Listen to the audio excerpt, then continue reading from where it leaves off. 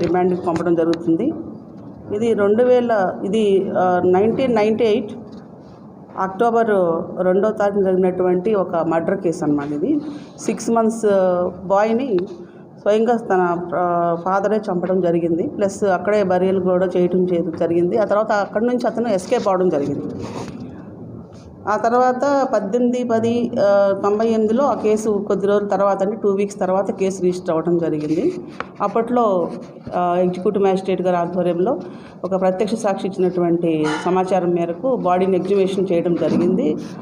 ఆ తదనంతరం ఇతని కోసం చాలా ప్రయత్నాలు చేశారు ఎక్విజ్డ్ కోసం, కానీ ఎటువంటి క్లూస్ రాకపోవడం, అతను పూర్తిగా ఈ ప్లేస్ని వదిలేసి ఎస్కేప్ అయ్యి వేరే ప్లేస్లో ఉండడం జరిగింది. అతను కర్ణాటకలో ఉన్నటువంటి హసన్ జిల్లాకి వెళ్ళిపోయి అక్కడ నామనహల్లి అనే ప్లేస్లో ఉండడం జరిగింది.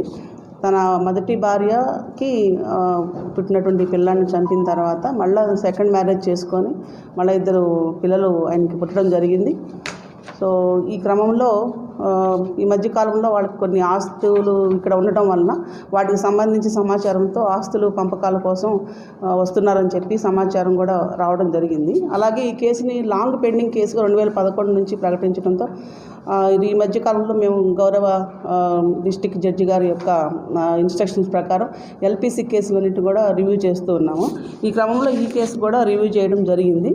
దానిలో రీసెంట్గా ఎస్ఐ గారు ఆ విలేజ్కి నైట్ హాల్ట్కి వెళ్ళడం జరిగింది. అక్కడ కొంత సమాచారం, ఈ కేసు గురించిన సమాచారం కొంత సేకరించడం జరిగింది. ఎందుకంటే ఈ ముద్దాయి తన 2వ కూతురికి మ్యారేజ్ రీసెంట్గా చేశారని, ఆ మ్యారేజ్కి ఆయనకి ఉన్నటువంటి ఫ్రెండ్ ఆ ఊర్లో ఉన్నారు, అక్కడి నుంచి అతను కూడా అటెండ్ అయ్యాడని చెప్పి తెలియడంతో సో వాళ్ళ ఇంట్లో కూడా వెరిఫై చేసి కూడా దొరికింది. ఆ పెళ్లి పత్రిక కర్ణాటకకు సంబంధించినటువంటి వారి పెళ్లి పత్రిక ఉండటం, దాని మీద ఇంకా కొంత ఎంక్వైరీ చేయడం జరిగింది. మీన్వైల్ ఇతను కూడా ఈ ఆస్తి పంపకాల కోసం ఈ ఇంటికి వచ్చాడని చెప్పి సమాచారంతో ఈరోజు అరెస్టు చూపించి మనం రిమాండ్కి పంపిస్తున్నాం. చెప్పడానికి ప్రధాన కారణం ఏంటంటే ఇతనికి 2 పిల్లలు, ఆమె యాక్చువల్లీ మేనమామ